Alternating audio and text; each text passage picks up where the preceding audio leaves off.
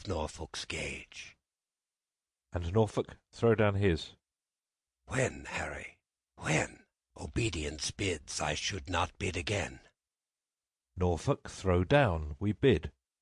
There is no boot. Myself I throw, dread sovereign, at thy foot. My life thou shalt command, but not my shame, the one my duty owes, but my fair name, despite of death that lives upon my grave. To dark dishonour's use thou shalt not have. I am disgraced, impeached, and baffled here, pierced to the soul with slander's venom spear, the which no balm can cure but his heart-blood which breathed this poison. Rage must be withstood. Give me his gauge. Lions make leopards tame. Yea, but not change his spots. Take but my shame, and I resign my gauge. My dear, dear lord, the purest treasure mortal times afford in spotless reputation. That away, men are but gilded loam or painted clay. A jewel in a 10 times barred-up chest is a bold spirit in a loyal breast. Mine honour is my life, both grow in one. Take honour from me, and my life is done. Then, dear my liege, mine honour let me try, in that I live, and for that will I die. Cousin, throw down your gauge. Do you begin? Oh, God defend my soul from such deep sin! Shall I seem crestfallen in my father's sight, or with pale beggar fear impeach my height before this outdoor'd bastard? Ere my tongue shall wound my honour with such feeble wrong, or sound so base a pearl, my teeth shall tear the slavish motive of recanting fear, and spit it bleeding in this high disgrace, where shame doth harbour even in Mowbray's face. Exit Gaunt. We were not born to sue, but to command, which, since we cannot do to make you friends, be ready, as your lives shall answer it, at Coventry upon St. Lambert's day. There shall your swords and lances arbitrate the swelling difference of your settled hate. Since we cannot atone you, we shall see justice design the victor's chivalry. Lord Marshal, command our officers at arms be ready to direct these home alarms. Exeunt. End of Act 1, Scene 1. Act 1, Scene 2. The same. A room in the Duke of Lancaster's palace. Enter Gaunt and Duchess of Gloucester. Alas, the part I had in Woodstock's blood doth more solicit me than your exclaims to stir against the butchers of his life. But since correction lieth in those hands which made the fault, that we cannot correct, put we our quarrel to the will of heaven, who, when they see the hours ripe on earth, will rain hot vengeance on offenders' heads. Finds brotherhood in thee no sharper spur? Hath love in thy old blood no living fire? Edward's 7 sons, whereof thyself art one, were of 7 vials of his sacred blood, or 7 fair branches springing from one root. Some of those 7 are dried by nature's course, some of those branches by the destinies cut. But, Thomas, my dear lord, my life, my Gloucester, one vial of Edward's sacred blood, one flourishing branch of his most royal root, is cracked, and all the precious liquor spilt, is hacked down, and his summer leaves all vaded by envy's hand and murder's bloody axe. Ah, Gaunt, his blood was thine.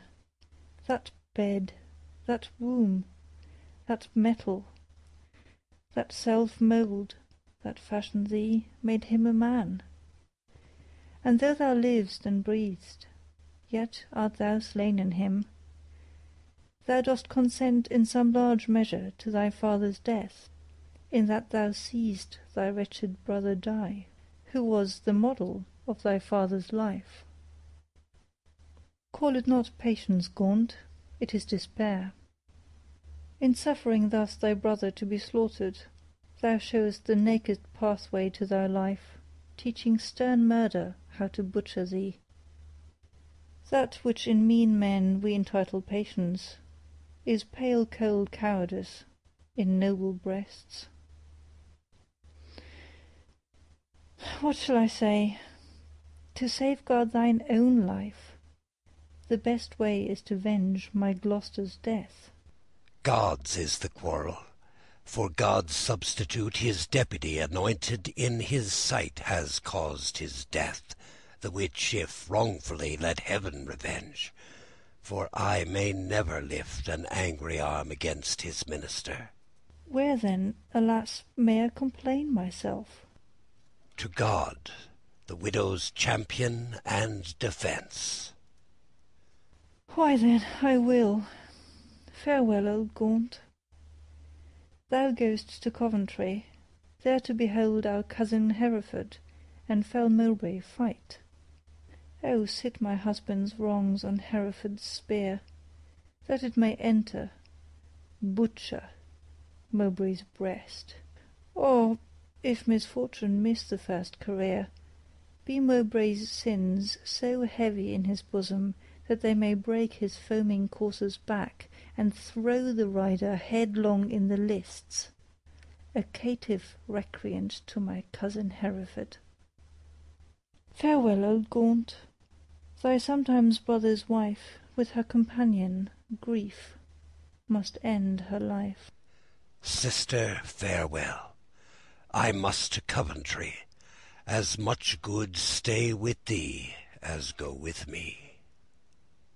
Yet one word more. Grief boundeth where it falls, not with the empty hollowness, but with weight.